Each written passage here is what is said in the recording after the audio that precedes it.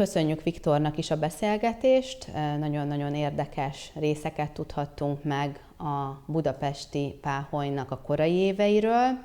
Mielőtt nemzetközi kitekintésre, nemzetközi beszélgetésekre kerülne sor, egy kis szemelvény ismételten már a II. Világháború utáni nemzetközi aktivitásról. 48-ban, szerintem ez senkinek nem okoz meglepetést, hogy a nemzetközi B'nai Brit hihetetlen mértékű támogatást nyújtott Izrael államának megalapításakor. Nem csak anyagi támogatásra kell gondolni, hanem itt bizony több teherhajónyi élelmiszer, ruházat, kocsik, traktorok, minden, ami ahhoz kell, hogy egy új állam be tudjon indulni, ők azt nagy mértékben támogatták. Nem kell mondanom, hogy ezután nyilván a következő években Izrael lesz a fő fókusz a nemzetközi B'nai Brit számára is, hiszen a nem kevés háborús helyzetben ők folyamatosan támogatják Izraelt, mind anyagilag, mind pedig politikai szinten, igenis próbálnak nyomást gyakorolni az amerikai szenátusban is annak érdekében, hogy minél inkább elköteleződjön Amerika az izraeli állam fennmaradása, fenntartása mellett. És itt történik 1957-ben az a momentum, amikor egy új központot neveznek ki. Nyilvánvalóan minden állami szerv központja is Washingtonban található, így 1957-ben a B'nai Brit is úgy dönt, hogy Washingtonba helyezi át hivatalosan is a nemzetközi központját, így is közel maradva a tűzhöz. És így fogunk eljutni az 1990-es évekig, ami számunkra, magyarok számára, illetve igazából az egész keleti blokk számára egy nagyon-nagyon fontos dátum, hiszen ezekben az években tud megalakulni a magyar, a szlovák, a cseh, Páholy, és innentől kezdve tudnak a posztszocialista államokban is megindulni azok a működések, amik addig vagy teljesen fű alatt, vagy valamennyire féllegális módon működtek, hivatalosan egyesületté az 1990-es években válnak ezek a páholyok, és így legális entitássá válnak. Most pedig pontosan ezért meg fogjuk hallgatni a beszélgetést Péter Wernerrel. Ő a legközelebbi testvérpáholyunk, a B'nai Brit Tolerancia pozsonyi páholynak a vezetője, mentora. Be tud számolni nagyon-nagyon fontos eseményekről, ami nyilván ránk, magyarokra is nagy hatással volt, tehát hallgassuk meg a vele készült interjút. We will welcome our next guest for the program, Peter Werner from Bratislava. And I don't have to introduce it to our Hungarian sisters and brothers because we have a really good relationship, but he will tell a bit more about it later.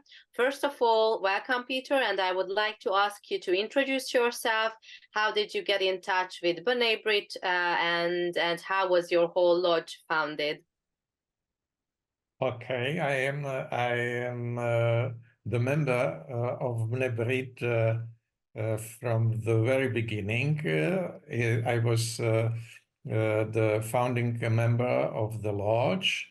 Our lodge was founded in 1991, and it was initiated by the lodge from Frankfurt, if I remember well. This is our sister lodge.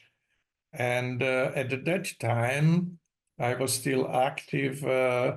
I am chemist, so I worked at that time in IKEA company as a leader of laboratory. And well, from the very beginning, we were very active. we had a mutual meeting, like usual activities in the lodges. And of course, we have organized also different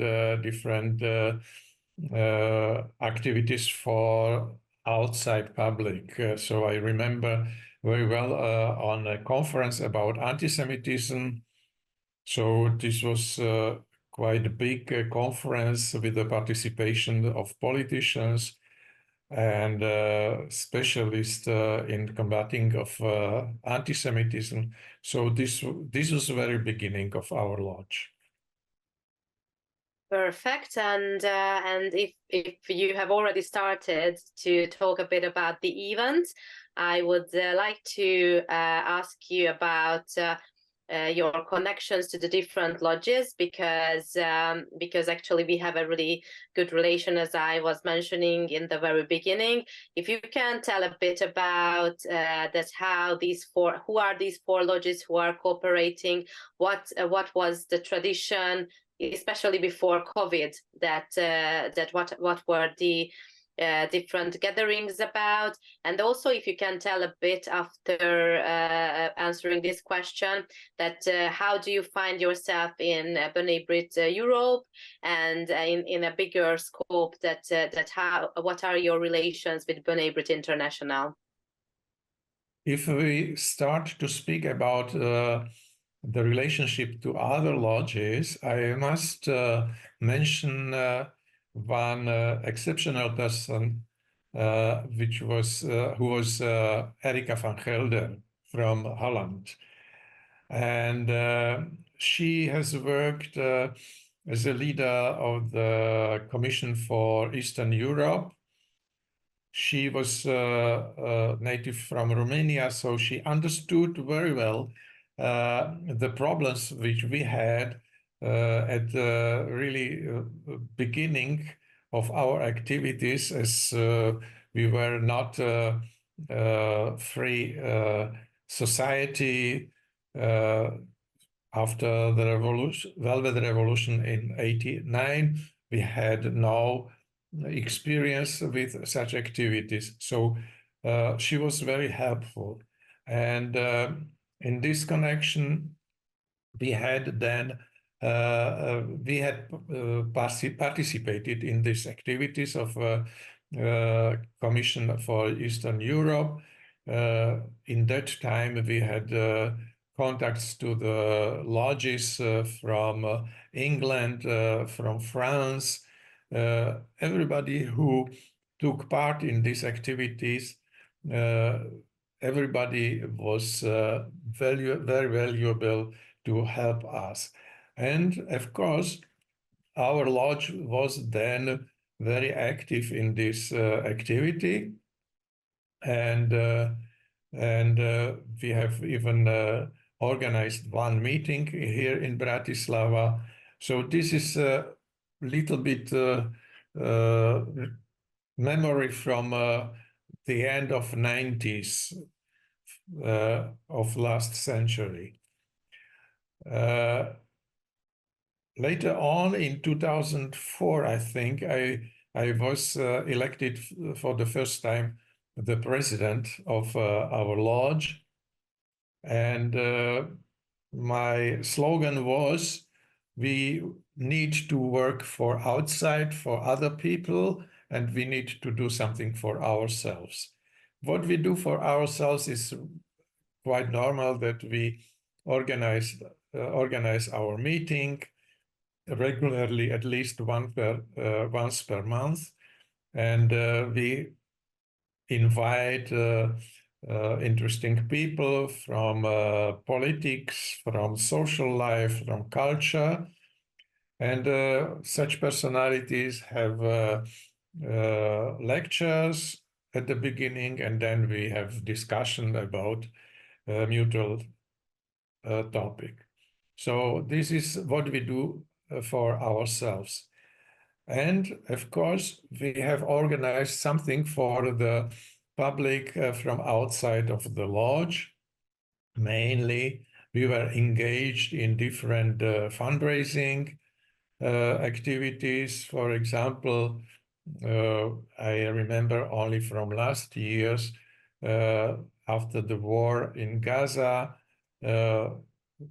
something like 10 years ago, we have organized the fundraising for shelters which were destroyed in Sderot.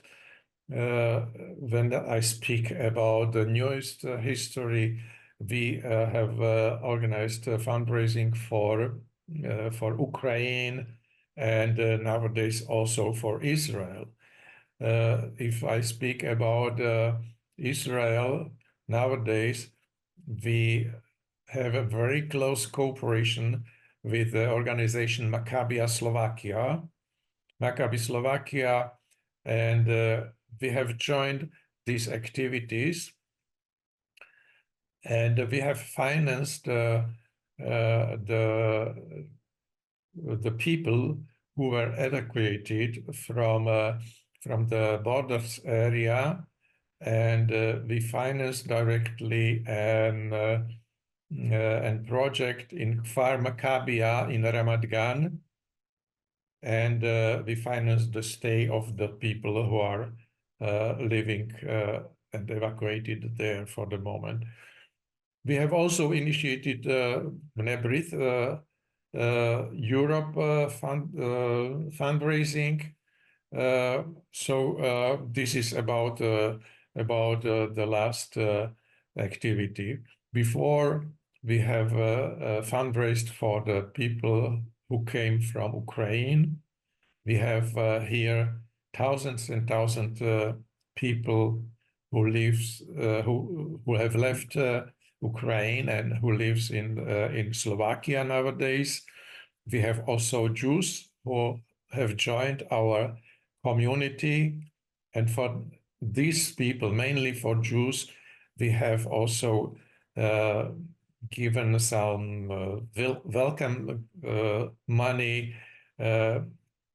Mainly it was oriented for the kids, because there are also children here. We have supported the financing of food, because sometimes they were for lunches they were in our community restaurant. So such activities I would mention from the last time. And of course, I need to mention the meetings of 4 lodges. This idea came from our late President Juraj Alner, who came with this idea to organize the meetings of 4 lodges from previous Austro-Hungarian Empire, from Prague, Budapest, Košice, and Bratislava. And this was organized on a regular basis every year. Somewhere else we have organized, or these 4 lodges have organized these meetings. And I think it was very, very important, let's say, association of lodges with the possibility to exchange the experience and discussions what we do for ourselves and for other people. If I speak about COVID, of course, it was very big influence, interruption of activities on live activities. Many activities were transformed into the on internet activities. So it was difficult time, but since almost 2 years, we were able to renovate these meetings. We meet again on a regular basis. So I think we have now connection to our previous activities.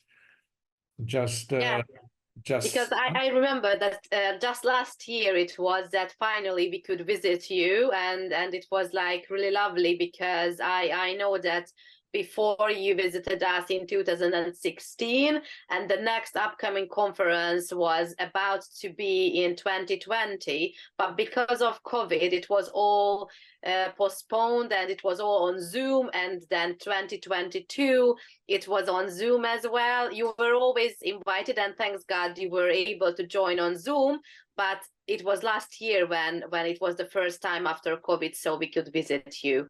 Exactly. It was a very nice meeting, only of our two lodges, and I think for everybody who took part in this meeting was interesting. And maybe you remember we have on one side a discussion, very nice discussion, and on the other side we had sightseeing organized for you, for which have shown the monuments connected with Jewish history. So I think it was a very nice event. And I must say that this year we already started with the preparation of a meeting of 4 lodges here in Bratislava. Lovely. This is the information from last Sunday. We had a meeting of our lodge, and we have had also a meeting of our board. Actually, the initiative came from Prague. They wanted to visit us all on bilateral basis. And the questions came also if we would like to invite also the brothers and sisters from Košice and Budapest, and we have agreed. So this is preliminary information about our next meeting of 4 lodges, probably in May or June. We need also to agree the right term. So I am looking forward that we will meet again, and after this interruption, that we will again have contacts to you and to other lodges in Košice and Prague. Yeah, that would be lovely. And just one more question. I'm actually 2 more questions. Because I was talking to Michael Nauer from Düsseldorf, and of course they were planning for a long time that's how to celebrate the 180th birthday of B'nai B'rith, and unfortunately it was a date after the 7th of October, so they had like a celebration overshadowed by the war. Did you do anything special for the celebration of B'nai B'rith, or was it like the same way, a quiet little gathering as the war has already broken out? What was it last year? As you have said, this was everything was in the shadow of this terrible aggression from Gaza.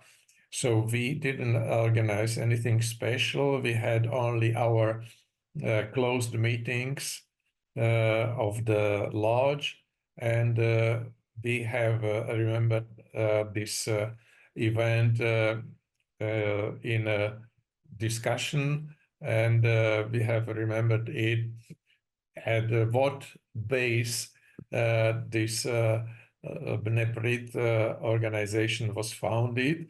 So this was very short discussion about it, and actually, maybe it will be possibility to remember it on our mutual meeting of 4 lodges. Maybe this could be one topic of our meeting. Lovely, that would be lovely. And also that that there will be an invitation for you as well to come to Budapest, because as you might know, that this is the year when we are remembering the 80th remembrance year of the Hungarian Holocaust. So we will definitely organize a conference. Now the main topic will be about ghettos, not only in Hungary, not only in Budapest, but all around in Europe. And we try to focus on that bit when we are talking about that how Jewish people were fighting for themselves, because here in Budapest we had a lot of people who were hiding Jews, and we want really to focus on the Warsaw Ghetto story as well. So this will be the topic. So hopefully next year in January we will have this conference. So this year then we will go to Bratislava, and then next year you should definitely come to Budapest. So thank you for the invitation. And in this connection, what you have just mentioned, I would, for example, I would like to mention the monument to Raoul Wallenberg, which we have here in Bratislava. And our lodge has supported the installation and has financed the installation of this monument. So this is only to have connection to this. And of course, I need to mention one thing more, that if you speak about 80th of anniversary, it is also the anniversary of escape of Rudolf Vrba and Alfred Wetzler from the concentration camp in Auschwitz. So this is also very important anniversary, which was, let's say, an event in front of the deportations from Hungary. So this has a very close connection, these two events. And of course, if we speak about this event, I would like to mention 1 hour activity which took part, or is taking part since 3 years. It is the event which is called the reading of the names of people who have perished during the Holocaust, and not only them, also the people who have saved the lives of Jews. You probably know that Slovakia belongs to the countries where, in proportion to the amount of the number of people living in Slovakia, the highest percentage of people who have saved the lives in Slovakia. And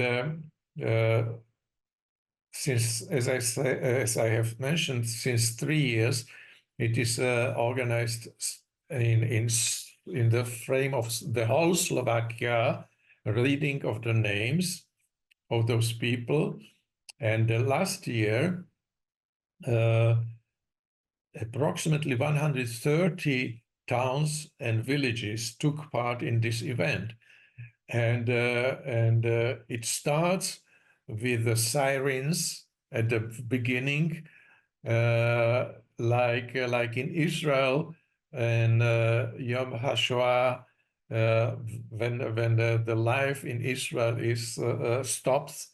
In the same way it is in Slovakia, and we are.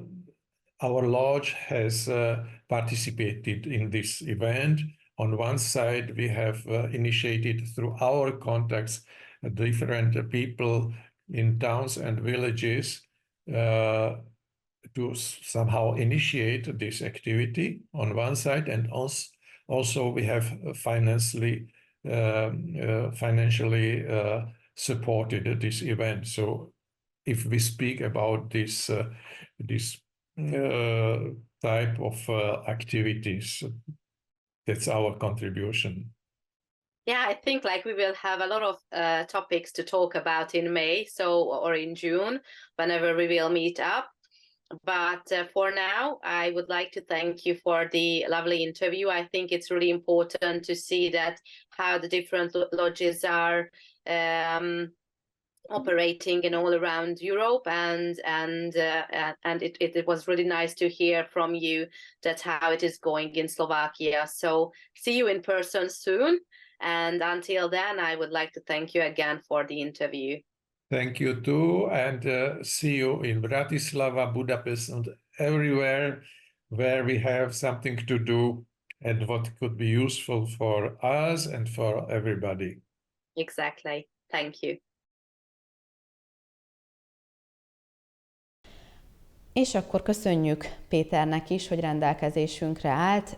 Nagyon-nagyon-nagyon fontos az együttműködés a V4 páholyokkal, valamint az ausztriai páhollyal. Nagyon élő kapcsolatunk van, a legélőbb kapcsolatunk van, talán joggal mondhatom velük, tehát Pozsonnyal, Prágával, Kassával és Béccsel, ahogy ezt Péter is kiemelte. Nyilvánvalóan viszont fontos Európa többi páholyával is a kapcsolattartásunk, így a következő interjú majd Michael Naorral lesz, aki a Düsseldorfi páholyt vezet, és azért egy nagyobb rálátása van az egész európai működésére, a többi páholy működésére. De ne szaladjunk ennyire előre. Az utolsó blokkra szeretném hozni a 2000-es éveknek a tevékenységeit, hiszen joggal mondhatjuk, hogy az elmúlt 23 év volt talán a legaktívabb, legturbulensebb olyan szempontból, hogy mi minden területen kellett aktívnak lennie a Bönébritnek. Kezdve azon, hogy 2001-ben már ugye Dél-Afrikában felszólaltak az ENSZ-nek a konferenciáján. Ez egy kifejezett világkonferencia volt, amit a rasszizmus ellen hoztak létre, hívtak életre, és a Bönébrit is itt egy külön képviselte magát. 2001-ben volt továbbá ugye a terrortámadás, itt mondanom nem kell, hogy nagyon nagy donáció volt ismételten az áldozatok családjai számára a Bönébrit részéről, és sajnos ugye a 2000-es évek voltak azok, ahol leginkább a természeti katasztrófák is megjelentek világszerte, tehát nagyon-nagyon nagy humanitárius segélyeket gyűjtött össze a Bönébrit nemzetközi szervezete, mind a hurrikán eseteknél, mind pedig akár a cunamiknál.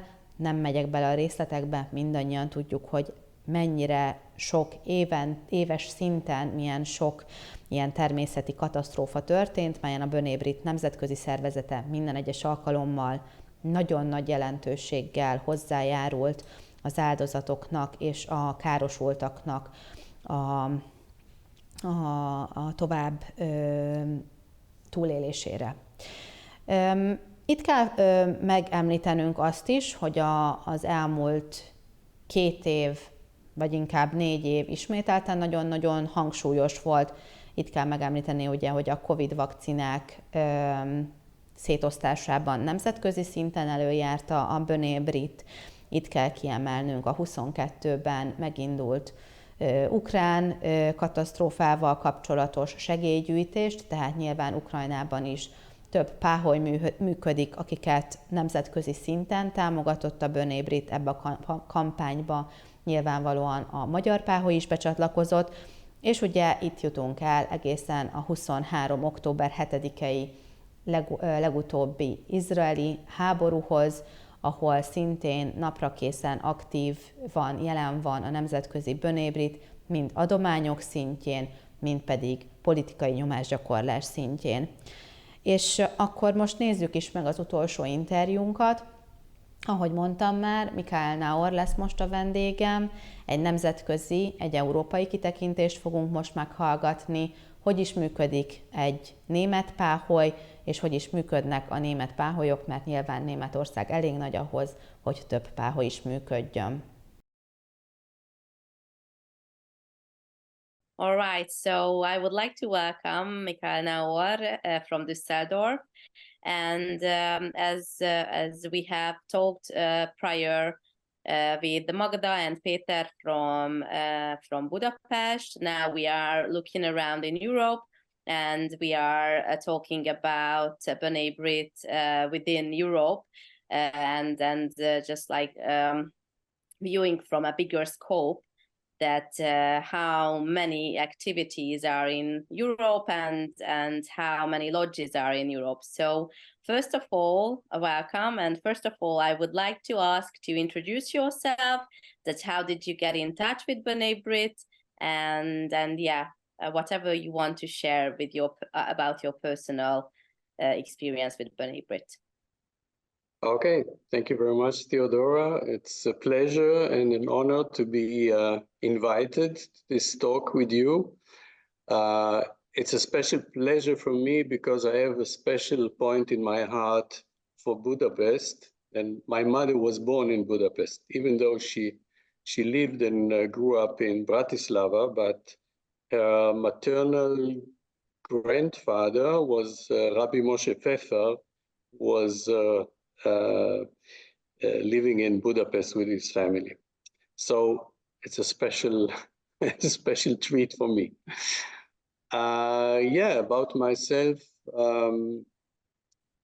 I was born and raised in Israel. I visited school and university there, and I served the Israel Defense Forces, IDF. As a reserve soldier, I also participated in the Yom Kippur War, as well as in the First Lebanon War in 1982. Now, for more than 30 years, my wife and I live in Düsseldorf in Germany. We have two sons, two grown-up sons. I am all this time I have been involved very much with the local Jewish community and with B'nai Brit as also part of the community. And I had a number of offices that I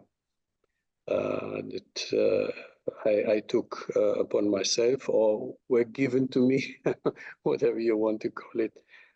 Professionally, maybe just one sentence. I'm a psychologist and a psychotherapist, and I've been working for many years in a psychiatric hospital. Now, to the point how I got to B'nai Brit. The ideas of B'nai Brit are not new, were not new to me, were known to me already in my youth. Then my father was a president of a German-speaking lodge in Tel Aviv. It was called the Società Lodge. It was called after a lodge in then Czechoslovakia. And most of the members of that lodge came from Czechoslovakia. Mm-hmm. So it was familiar to me. And when we came to Düsseldorf, we were approached by some people we knew already.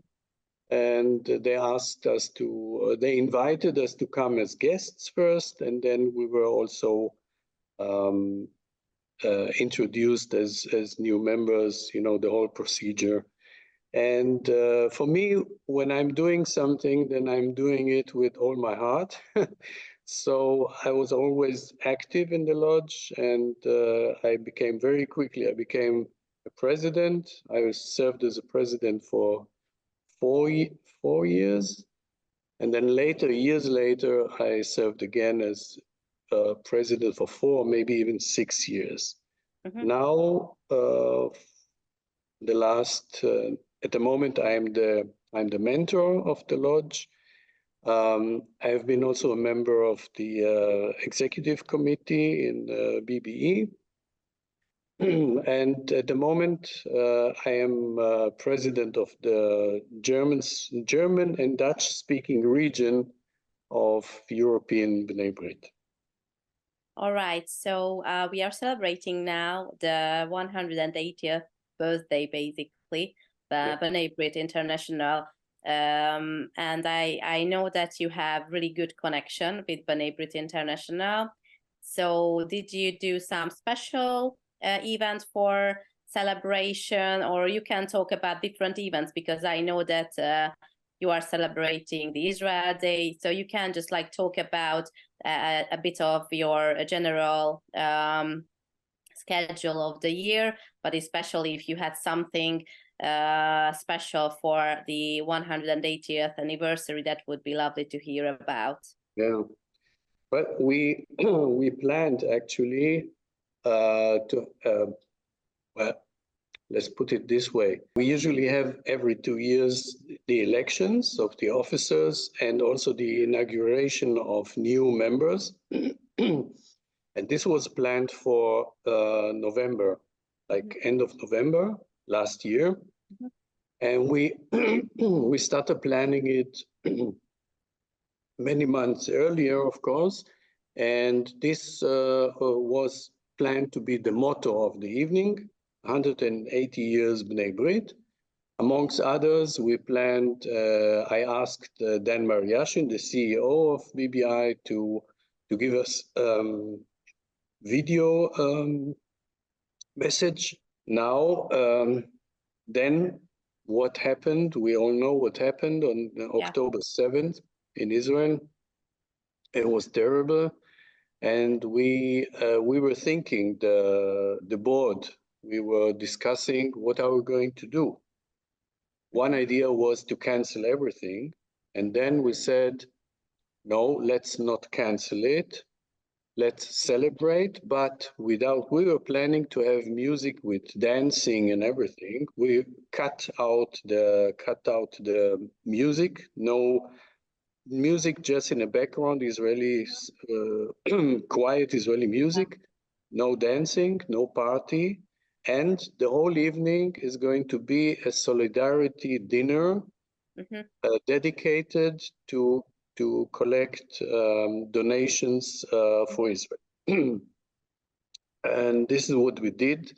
And we had like about 80 people who came. We had the video, the video message from Dan Mariashin, and we also had a video from a youth institution in the south of Israel that we already have supported in the past. And they also sent us a message about what they are doing and what's happening there since the beginning of the war. And so people were also motivated to donate money. So we managed to get something over 10,000 euros in this evening, and it was a very good, it was a successful evening, even though it was not the original one. But the logo of 100 Years Bnei Brit International was always on the screen, together with the logo of our lodge. So, and we mentioned it. Also, the president mentioned it, 180 years, and we're planning to celebrate differently, etc., etc. So this was about that.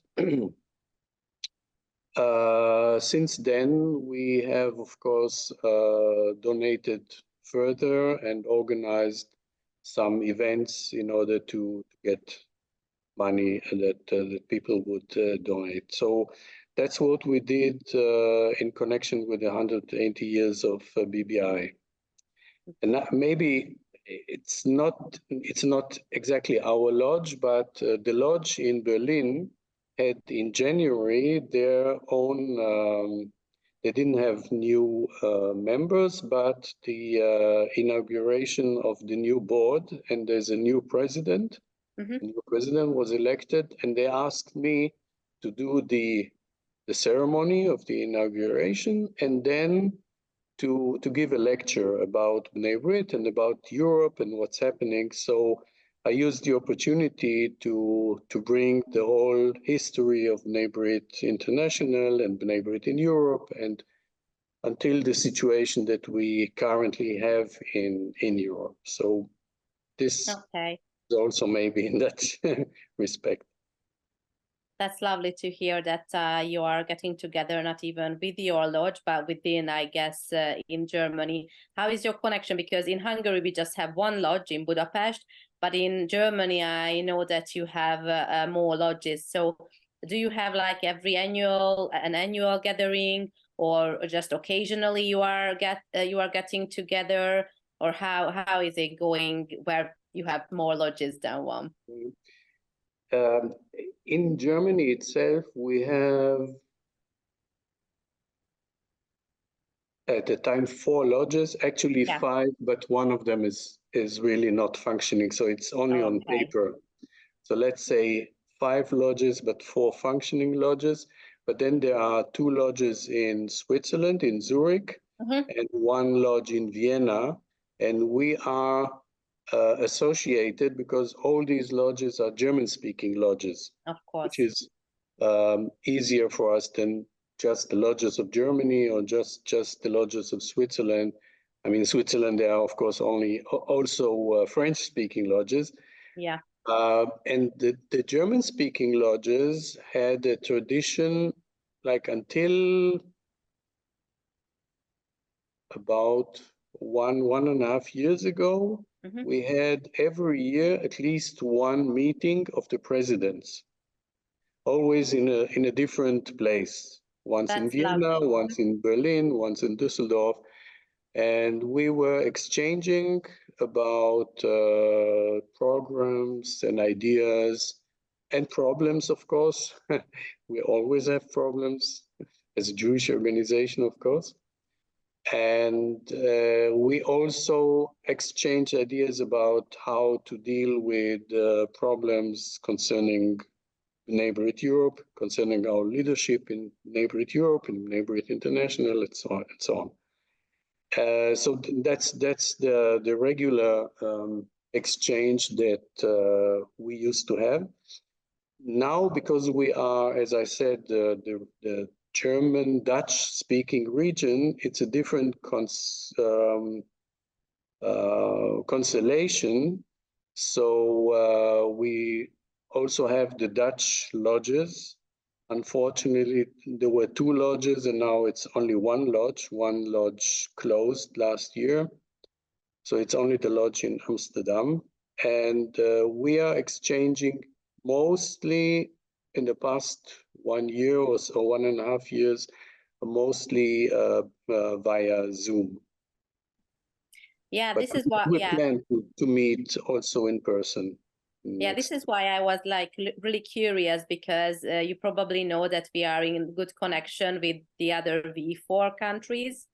And of course with Košice and with Bratislava, we are having like nowadays, I mean, after COVID, it's mainly via Zoom as well. Because I think the last in-person conference, it was in 2016, and after it should have been in 2020, but because of COVID, we had to postpone it, and everybody is getting so comfortable with Zoom, I guess. So we just visited the other lodges last year. We went up to Prague and to Bratislava as well to keep it going, because before we had every year the same as you have, that we moved around 1 year in Slovakia, the other year in the Czech Republic, and then in Hungary. So hopefully we are getting back on track, because I think when you are meeting in person, that's a different style. It's completely different. And the personal contact is completely different. You cannot compare. But I mean, under the circumstances, we should see ourselves as lucky that we have this technology of Zoom or other methods, because otherwise there wouldn't have been anything. So it's really helpful. And I just heard that you have, I mean, like, I guess in the Netherlands, they closed down 1 lodge because everybody is getting older and older, I guess. And this is how it's probably not is just our problem. So in Budapest, I can say it's not a secret that it's really, really hard to get youngsters involved in B'nai B'rith, because of course they have Hashomer Hatzair and other lovely movements as well. And I know that that a few years ago, and there will be a talk as well with Viktor Hajos, who was the leader of the young adults within B'nai B'rith. It was like way more active. I mean, they had like several meetings all around in Europe. So my question would be that how do you find it? Is it the same in Germany that that to get youngsters involved is getting harder and harder? It's a very important question and not so easy to answer, but I will try. Okay. First of all, it is, as you said, for youngsters, there are all kinds of activities. So I would recommend, and this is what we do in Düsseldorf, we don't even try to recruit youngsters. We start with young adults, and mainly I would say like young professionals, like people above 30 who have already their profession. Some of them are already married, they have already a family, and they're kind of more or less settled in life. Younger people are still looking for their way, and it's difficult. It's difficult altogether because not only for the youngsters like Hashomer Hatzair, and we have a youth center here, which is it doesn't belong to a certain party or movement. It's general for everybody. And we have good relations here in Düsseldorf with Bnei Akiva.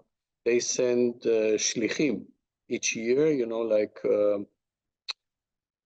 how do you call it, shlichim? You know, like young people who are working with the youth here, like madrichim, something like that. Yeah, we all understand it. Like, yeah, okay. Shlichim or madrich as well. So this is why. Okay. Yeah, I don't know if we have any other words for it. Sorry. No, it's good if everybody understands. It's good, but also for adults, for young adults, for older adults, there's a lot of there are a lot of programs. There are concerts, there are talks, there are all kinds of rounds that are being organized within the Jewish community, and of course a lot that is being offered out of the community. The city of Düsseldorf has a lot of, has a rich cultural life with many museums and theaters and lectures and literature circles and whatever. So it is really, there's a lot of competition. But I would say, and this is what I always say when I'm talking to people who ask me, why should I become a member of B'nai B'rith? What do you do that others don't? And I always say, we are the only organization that combines all of it. Donations, benevolence, cultural work. We do lectures, we do excursions to Jewish sites or exhibitions or whatever, and political work. We're doing work against, we are fighting against anti-Semitism. We are doing, how do you call it, work for Israel. Forgot the word now, sorry. So this is the only organization which is not one-sided. There are a lot of groups and organizations that are only collecting money or only doing, good time. We have everything. We have a combination of everything. And the most important thing, especially for young people, for young adults or young professionals, is that B'nai B'rith is the largest international Jewish organization. And with that, it's the most successful forum for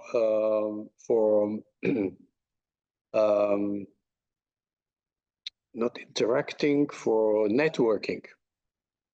It's like, it's really networking, because if you're a member of a lodge in Budapest or in Düsseldorf, and you go to New York or to Canada or France or wherever, you have already contacts everywhere. Yeah. And for younger people in this modern world where everything is international and open, this is very important. And I think this is something that works. What we usually do is all the members of the lodge, we motivate all the members every now and then. It's not just once. You need to remind them. Each of the members is asked to look in their surrounding, in their environment, and identify people who would be potentially good members for the lodge. And they would invite these people to be guests. If they come like 2, 3 times, maybe 4 times to events, then we would approach them and ask how about being a full member. And then we will make an evening with all these guests and give them information about Bnei Brit, what is Bnei Brit and why is it good, and etc. And usually, most of them, it's actually rarely that some of them say, no, you know what, I will stay guest, or I don't want to be a member. Usually most of them agree. And this is the way we have, and we are not a very big lodge, we are less than 60 members. But it's the same here in Budapest as well. Yeah. It's the same, yeah. We are around like 40, between 40 and 60. So, okay. Yeah. So we're not very big, but most of the members are in between, I would say, in between 35 and 55, which is, I think, a very good age group. Yeah. Not too old. Of course, we have a number of older ones, like myself, and we don't have younger ones. But in this age group, you have people that are willing also to take responsibility, usually. Exactly. And they are already more serious and stable, and but it's not easy. And fully understands the aims of Bnei Brit, because I think that's important as well, to see that there are multiple tasks, as you mentioned, that not only cultural, not only donation, not only political, and not only like local, but global as well. So yeah, you have to be, I guess, above 30 years to understand all these importances at once, definitely. And just one last question, that what are your plans for this year? So will you again organize the Israel Day? If it's going all right, hopefully the war will be over. I mean, like, keep praying for it, but hopefully it will be over. So what's your plans for this year? Let me start with Israel Day. You mentioned it. Our lodge started the Israel Day. It was not originally our idea. It is an idea that came from a small group, from an initiative called ILI, I-L-I, which is I Like Israel. And I was a member of this initiative. It was a small group. And we said, we need to present Israel not as it is in the media, always with wars and terror, and not with Holocaust. Yeah. Israel as a modern state with a lot of innovations, with a modern state, with culture, and there it is again. It's okay, take your time. I mean, like, yeah, because I think like innovations we all know about. I mean, especially like technological and biological innovations, they are all around. I mean, like if you look into it, then you can get a lot of information. My first profession is biologist, and I know a lot of innovations are coming from Israel. So Yes. that's for sure that we have to highlight these topics if we are talking about Israel. Definitely, because otherwise it's only wars and Holocaust, and this is not. Israel is much more than that. So this was the idea, and we brought the idea to Düsseldorf also. Mm-hmm. In the first year, it was only in Berlin, Munich, and Düsseldorf, Mm-hmm. and it was very small. We gave passers-by an orange with an Israeli flag as a sticker on that, and we had some primitive information material. The year after that, and this was 2002.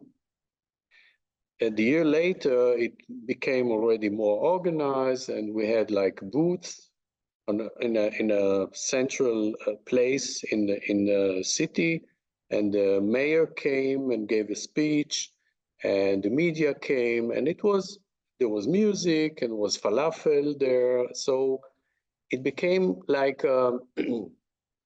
like a fair, like people are coming, listening to music, eating something, getting in talks and discussions with people working there, standing there. We had information, tourism information, technology, and a lot more. So this is something that we started as a lodge, and fortunately, within very few years, we had a lot of partners for that.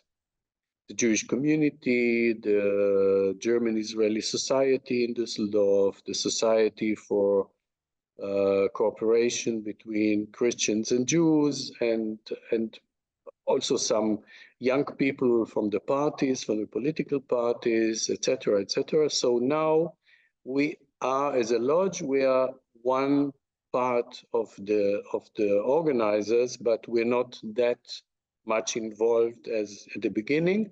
And I definitely hope that in this year we can have it. We plan to have it anyway, but if the war is over by then the atmosphere will be, of course, completely different than as we see it at the moment. Other plans,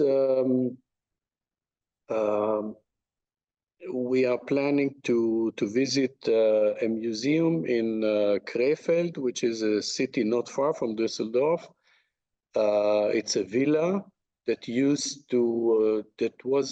belonged before the war to wealthy Jewish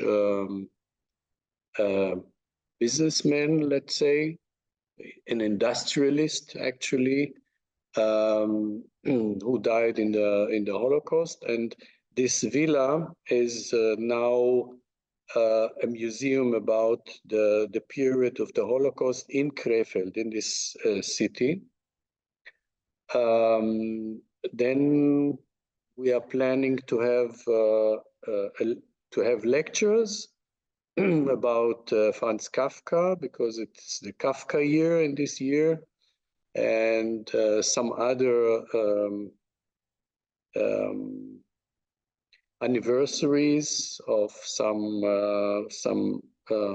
writers, Jewish writers and musicians, like Arnold Schönberg, for instance. There's still no ready details about it, but this is planned, and we plan also to have a larger excursion, maybe to the south of Germany. We were thinking even about Prague, in June, but unfortunately, a lot of our members have already other plans for this time, so we cannot get a real group together. So I guess we will not be able to do it. Maybe next year. And I think, well, it's not planned for this year concretely, but I think I would be very glad if we could organize a group from Düsseldorf to visit you in Budapest. Yeah, you have to. And actually, you just hit right into the point, because that was the final bit I wanted to share with you, that by the end of the year, or if not this end of the year, but then next January, we will have a conference, because here in Hungary now, we are remembering the 80th anniversary of the Holocaust. So we will have multiple tasks to do, and of course events to organize. And one event will be an international conference on ghettos, because we are in Budapest, of course, and this is in this point of view, Budapest is a really special city, as you probably know, that we had a large ghetto in it, and most of the people of the ghetto survived, thanks God. And this is why we want to focus on ghettos. So it will be about, we would like to invite people from Warsaw, but people from all around Europe where they had a ghetto. And definitely we want to highlight those important historical bits when Jews were fighting for themselves, like in Budapest, like in Warsaw, because I think we have to show that sort of attitude, that we are not always, the ones who can be slaughtered, but we can fight for ourselves. So that will be the perspective. So definitely you will come to Budapest, because we will invite you. Gladly. I've been three times to Budapest, but the last time is already, I don't know, a number of years. Yeah. I was there the last time I was with my wife and with our younger son, and I showed them around where my great grandfather, this rabbi, lived, and we went to he was in the Orthodox synagogue, and we went there, and we went, of course, also to the big synagogue, the Dohani synagogue, and we went to the cemetery to see his grave, and it was a kind of roots journey, something like that. But I would love to come, definitely. Yeah. Thank you so much, and definitely we will meet in person as well, and hopefully we will have more Zoom talks that on different cases as well. Gladly. Thank you for the invitation and for the very nice conversation. Köszönöm, hogy velem tartottak ezen a közel 2 órás programon. Remélem sikerült jó sok új információval szolgálnunk a nemzetközi, az európai, illetve a budapesti Bönébritnek a működésével kapcsolatban. Remélem, hogy sikerült kidomborítani, hogy mennyire sokszínű a tevékenység, kezdve a kultúraápolástól, a humanitárius segítségen át a politikai nyomásgyakorlásig, és remélem, hogy sikerült kidomborítanunk, hogy igenis a mai napig szükség van erre a szervezetre, hiszen sajnos az antiszemitizmussal folyamatosan küzdeni kell, illetve humanitárius katasztrófák sajnos a jövőben is lesznek, így a Bönébrit munkája a jövőben is hiánypótló és kötelező jellegű. Köszönöm, hogy velem töltötték az elmúlt 2 órát.